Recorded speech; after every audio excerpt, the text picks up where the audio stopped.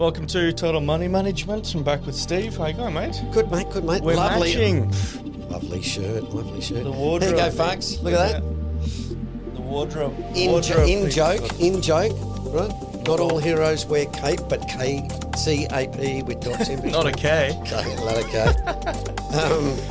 So there you go. If you want one, they're about $3,000 on the website. Yeah. But an excellent investment if you depreciate it over 30 years. Well, it's almost Christmas. Are you ready? Yep, I'm ready. I've told the kids you're not getting any presents.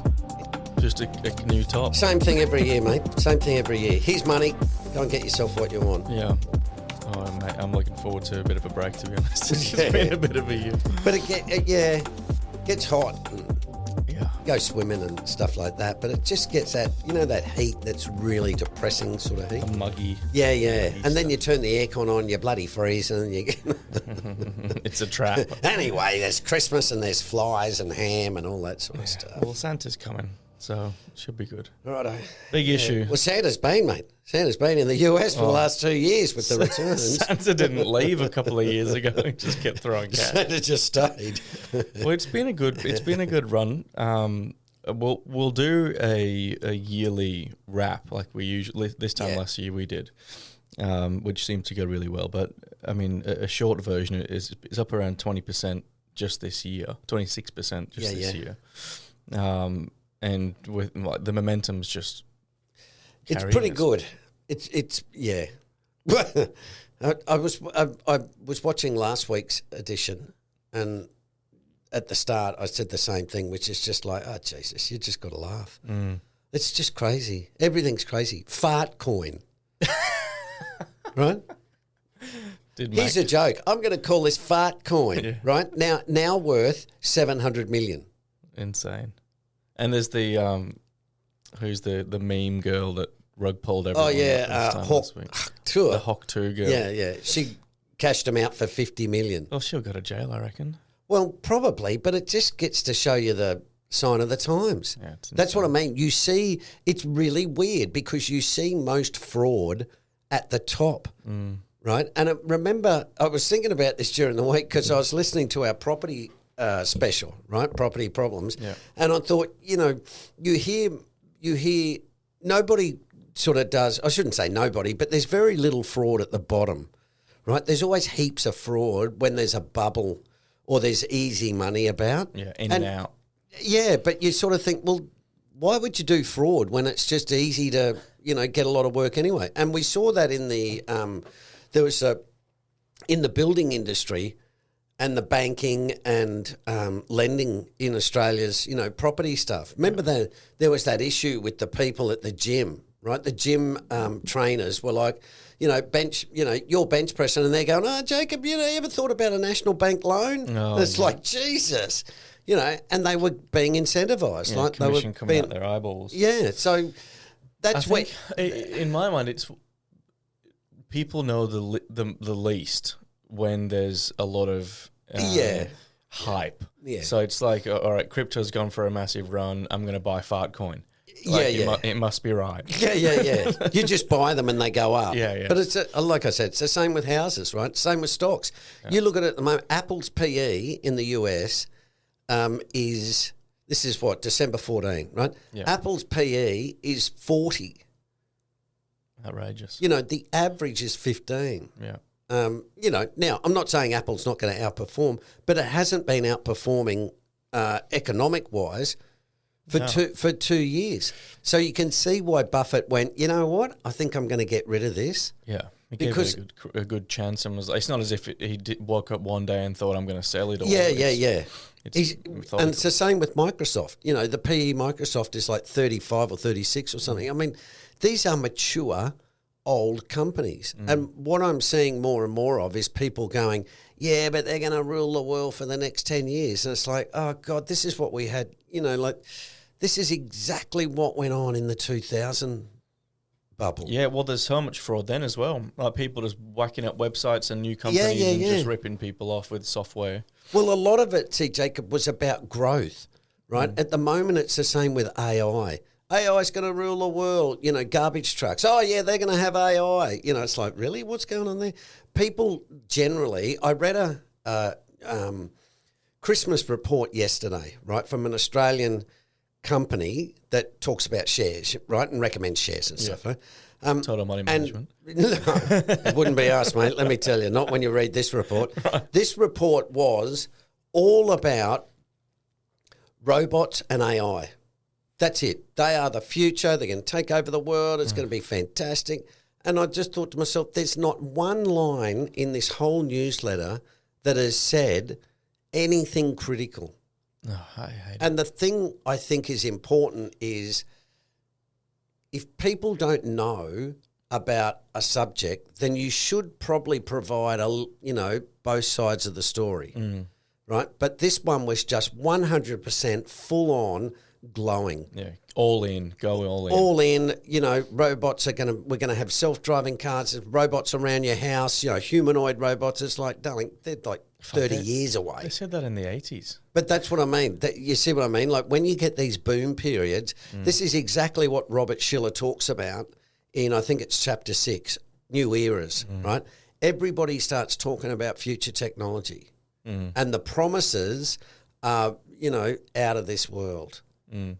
And that's where you get trouble, because people who don't know what they're doing and don't think critically, as in like, I wonder if that's true, I want to go and read the other side. That's when you get problems, because everyone piles in, and then you get experienced traders going, I know what's going on here. Yeah. So they pile in, but they know that at some point they need to get out. Yeah. Yeah. Whereas the poor buggers who get in and go, oh, AI is the future, and then they lose their bloody pants because of the market. Yeah, I think you hit a key point there, which was develop a critical thinking framework. Yeah, well, you got to have something to hang it on, right? Like I say, if I say, oh, Jacob, the price of gold is, $4,000 an ounce, it's like, yeah, okay, so what?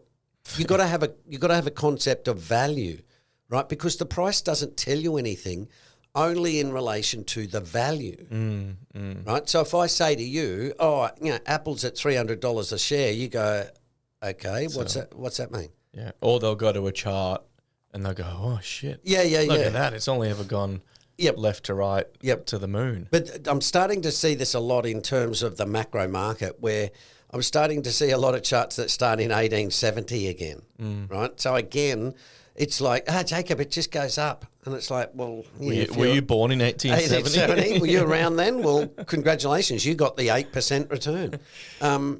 So, that's where it's...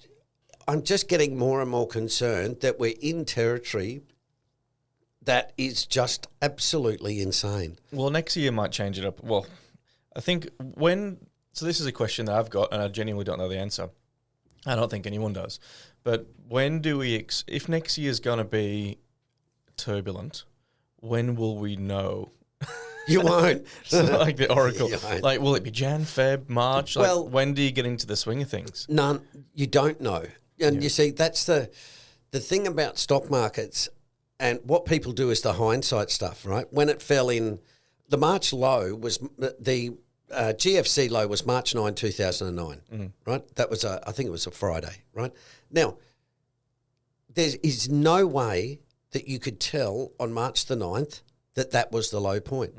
You couldn't even tell in April or May or June. You need a long enough period to go, that was the low, right?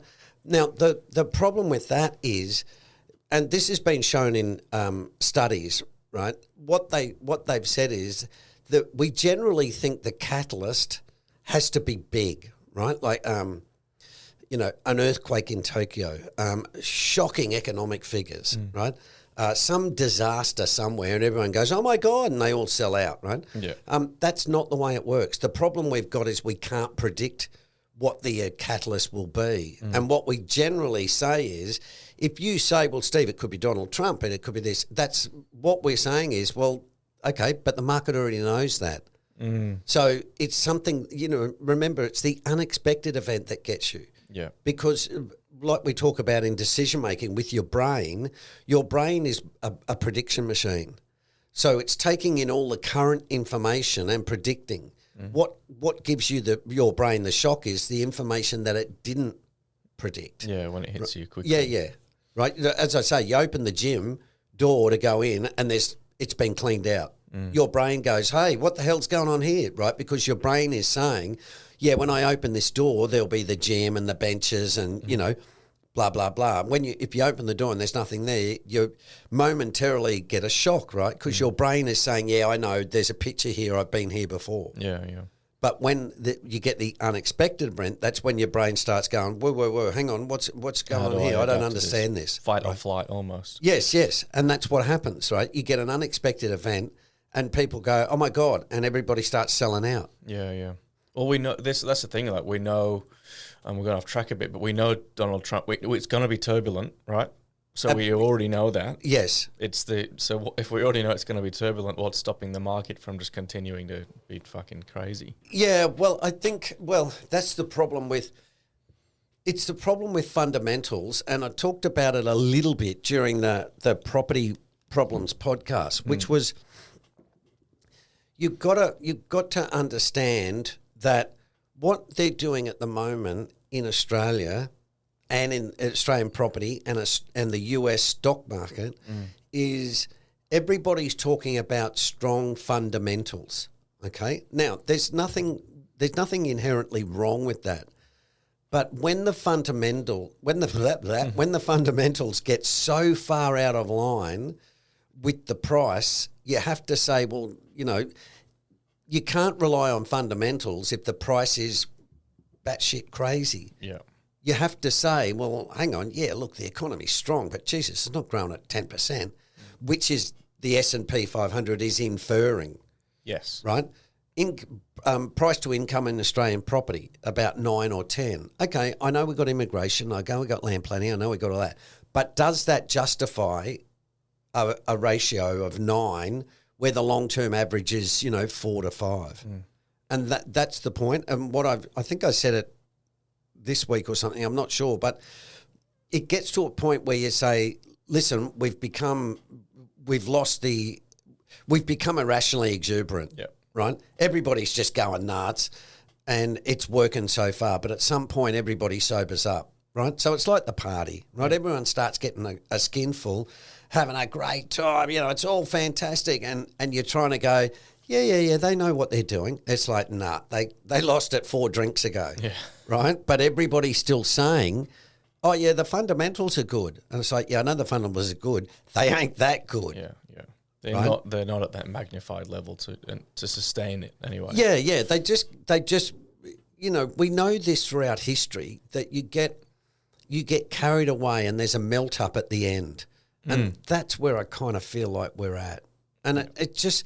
I think I'd said in next week or this week, I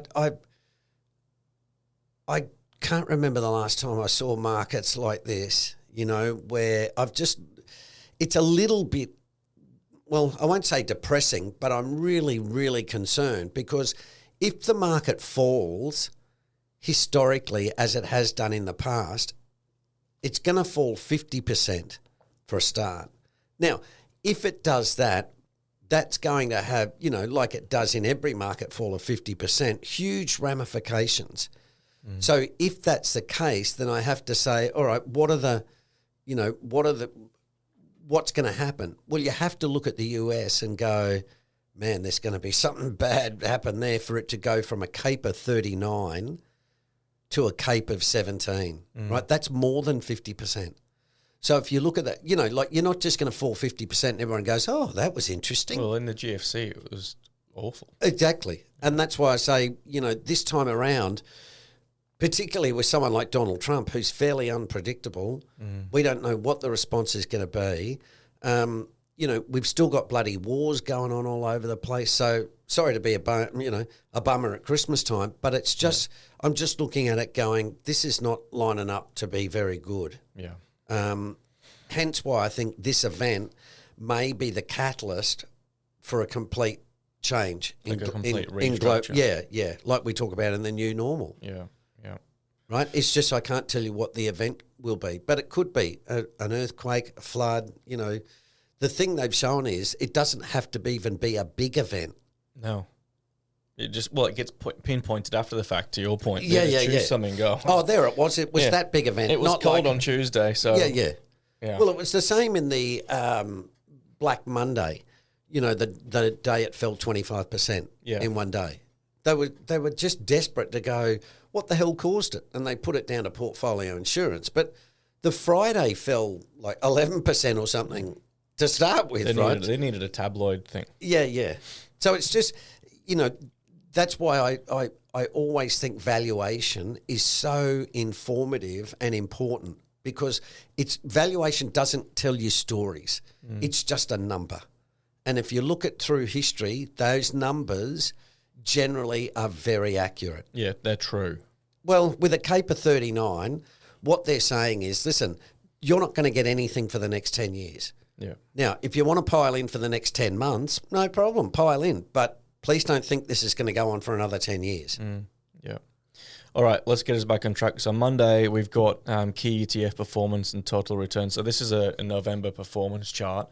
It's always good, like towards the end of the year, to look at what the key ETFs have been doing or how they've performed. There's not too many negatives, to be honest. When you got Brazil and some of the Mexico.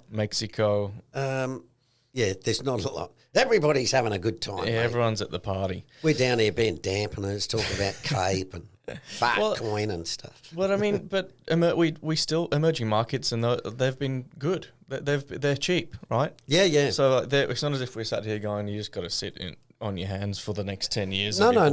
The portfolios, Wells 1, 2, and 3 have done quite well. Yeah. It's just the US is now like 70% of the global market cap. I mean, you know, when I say everybody's in the US, I mean everybody. Yep. Right? Some of the emerging markets are insanely cheap. Yeah, well, I was reading something the other day that there's that much debt from emerging market countries in the US. They're all buying US bonds anyway. Of course. Well, it's the only place you can get, you know, why wouldn't you buy Microsoft and Apple and just, you know, spin it out? Yeah, so that's the reason we always talk, if the US comes down, everything else will go with it, because the other countries are all invested in the US anyway. And then what happens is when the panic sets in, they sell US equities, which pushes them down. Yeah. Right? So this is where, you know... And they don't have a ham sandwich. They've got a lot of their absolutely investment in there. Well, this is the problem with the trading system, right? We'll talk about that. We talked about it before, but you know, everybody wants the US to buy their exports, but they don't want to buy any US imports. And what that means is you get a problem because they're all piling into US equities, US property, and US bonds. They don't care what the yield is in US bonds because it's not about the yield. It's about reducing domestic demand in China, Japan, Germany, right? There you go. Quick snapshot. Tuesday. So property prices in Sydney and Melbourne have fallen a little bit, which is, we're sat here going, yippee! They're still up for the year. I think they you know, look, they got to cool off at some time. I was looking at, so I'm looking at properties in Mullaney, and I know that it's a real hot spot at the minute, but they've come down a lot. I was looking at 4 or 5 4-bedroom houses for 1.3, 1.4, and now they're like 1.1. 1.2. Look, they all turn. They all, you know, all markets mean revert. It's an inherent characteristic. When, I don't know, but I'm just, you know, it's like CAPE. I don't know when it falls, but at 39, I'm telling you, you're really asking for it. Oh, there's been some hilarious questions on the socials. I can't quite remember. Oh, right. I'll find one. Are they sort of, you know, what do we call it? Are they for, you know, suitable for work? Suitable for audience? I don't know. We're effing and blinding anyway, so we can. I'll find it, but as we keep working through. Yep. You got Wednesday, which is the volatility. Like, consumer confidence is at all-time highs, and this is basically saying that people are expecting the US market to continue to, as we've been talking about. But it's just, if this chart should be the only chart you look at to go, well, maybe not. Like, maybe I won't jump in right now because every idiot is jumping in. Yeah.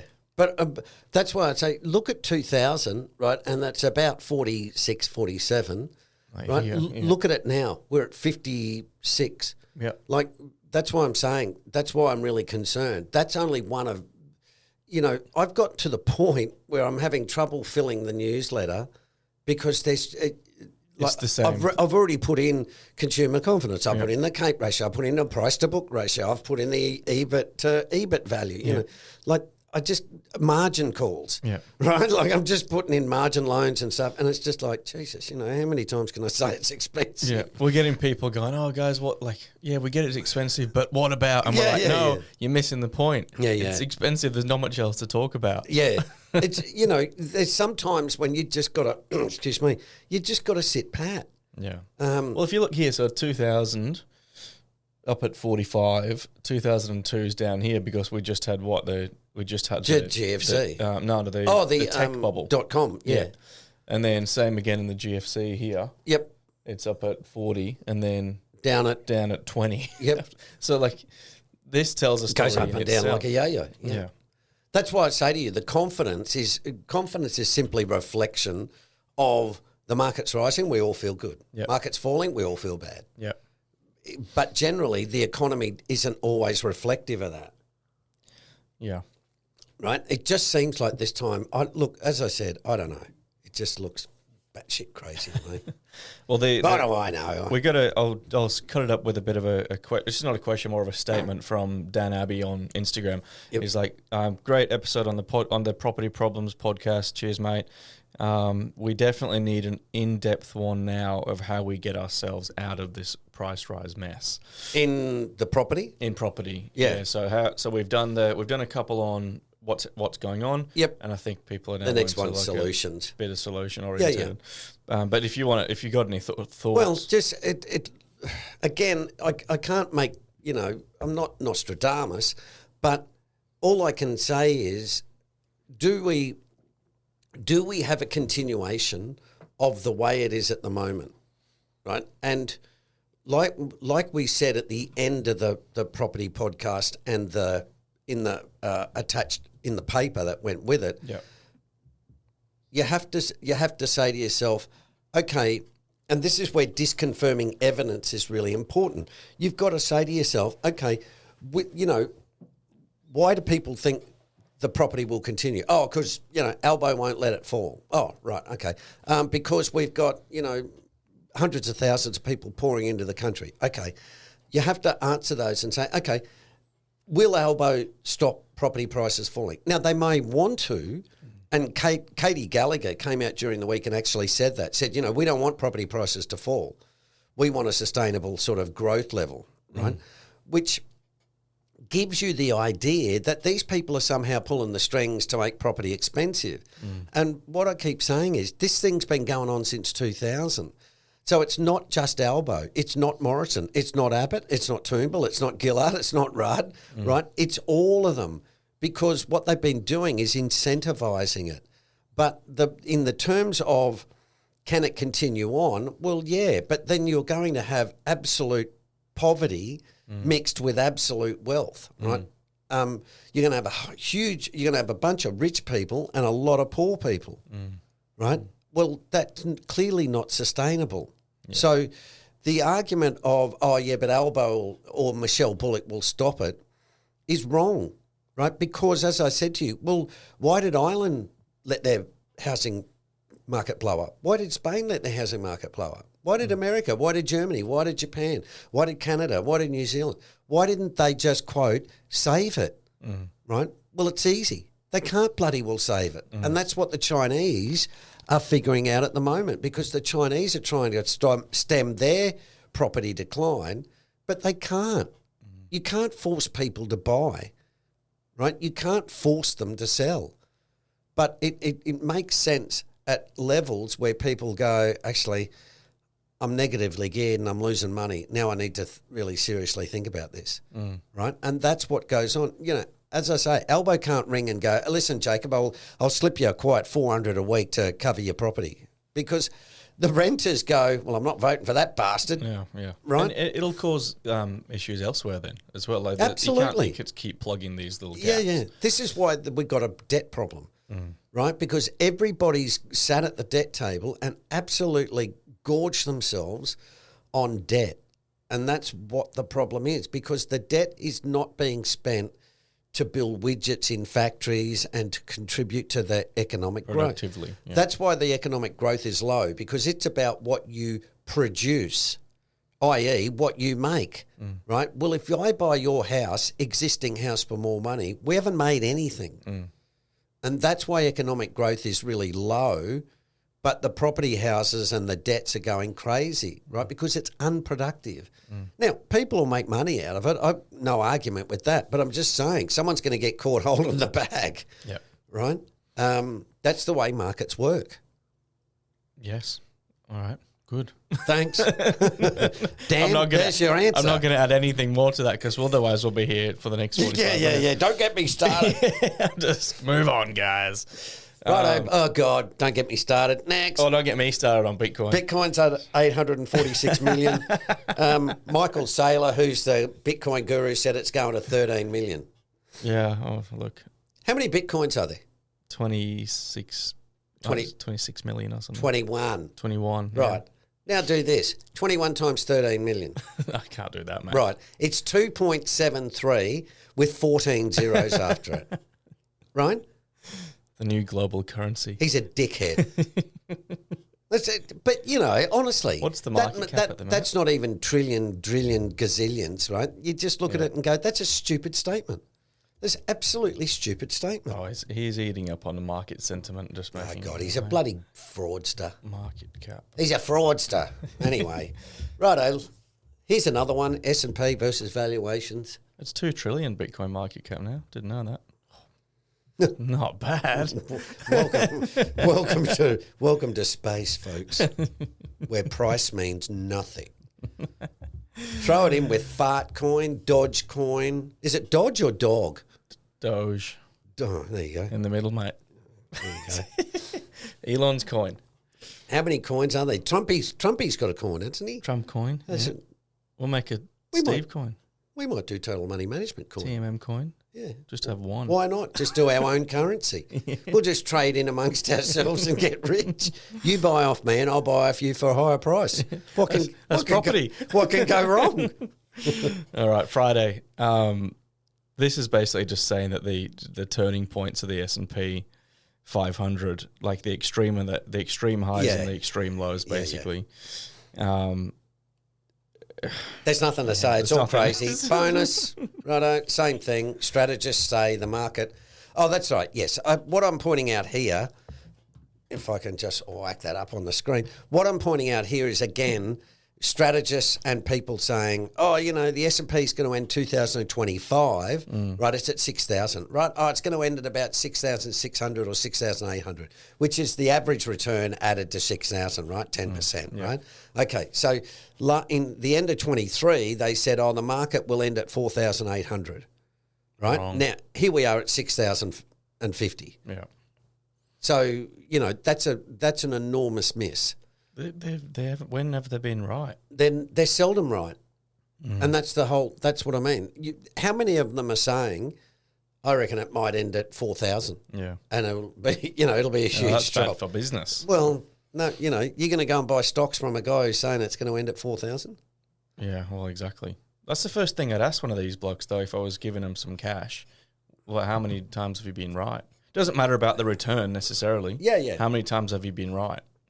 Yeah, there's a few going on at the moment about, you know, our yearly review. And you get all of the, you know, someone said the other day, the Australian stock market's had extraordinary returns. And I thought, that's bullshit. It's gone up about 11%.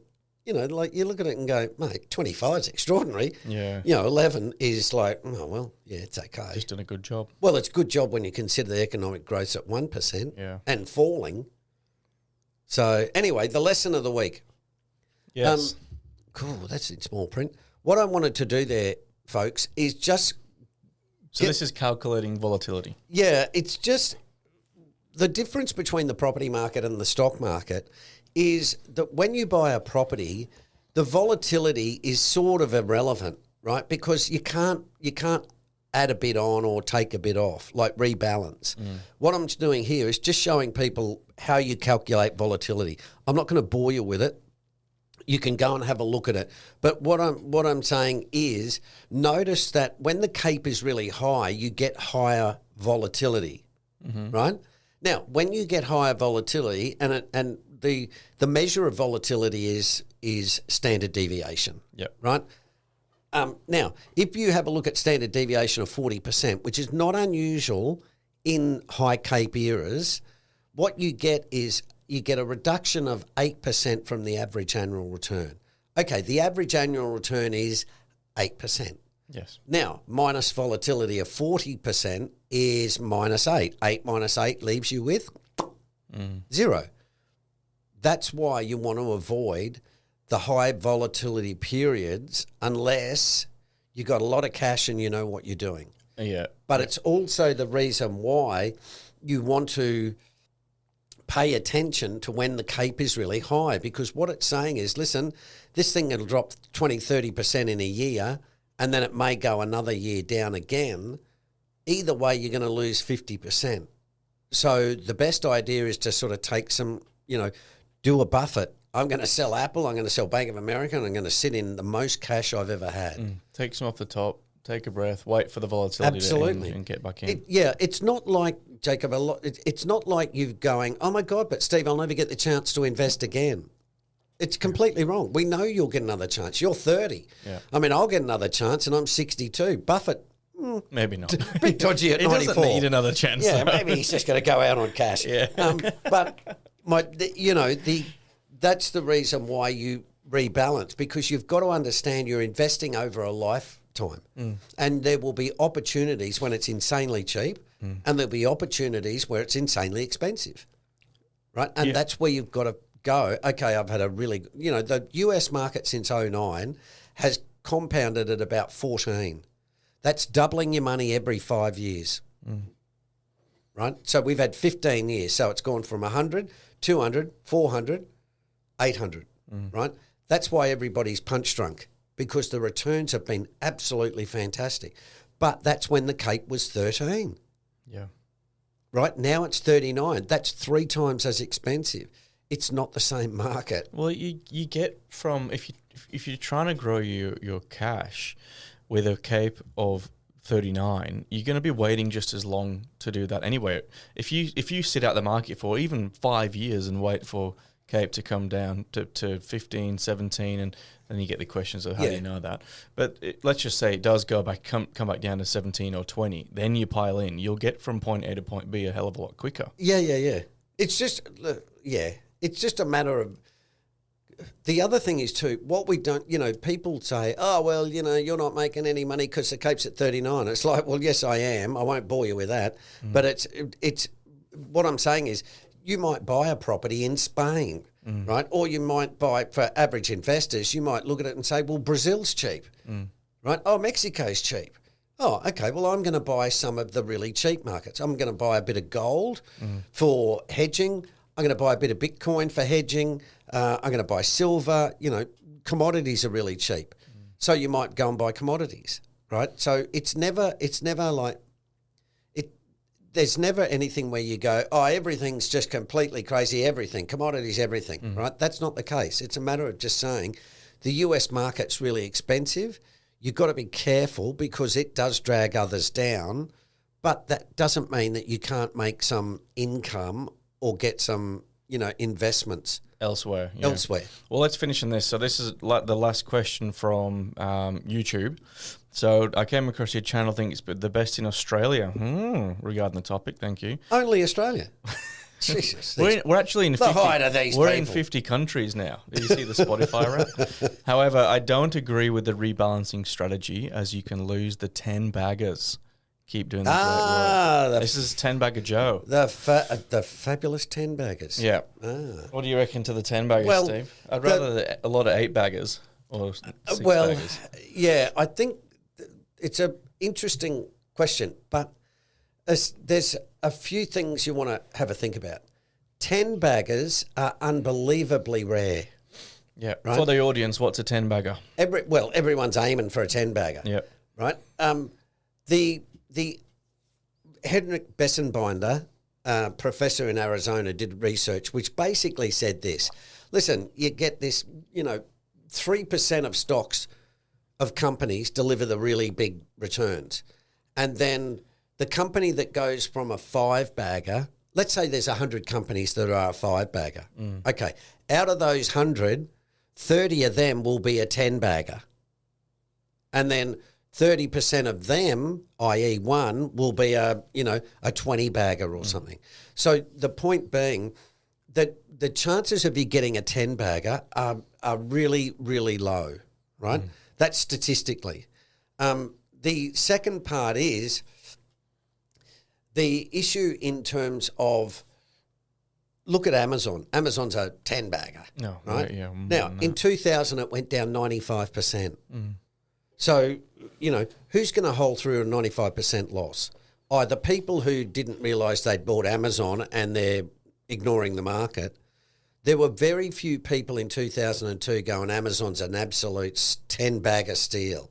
Now, will there be people out there? Yeah, of course. But, that doesn't mean they've got skill. That just means they called out once in 100 times, Apple's a 10-bagger, and it becomes a 10-bagger, right?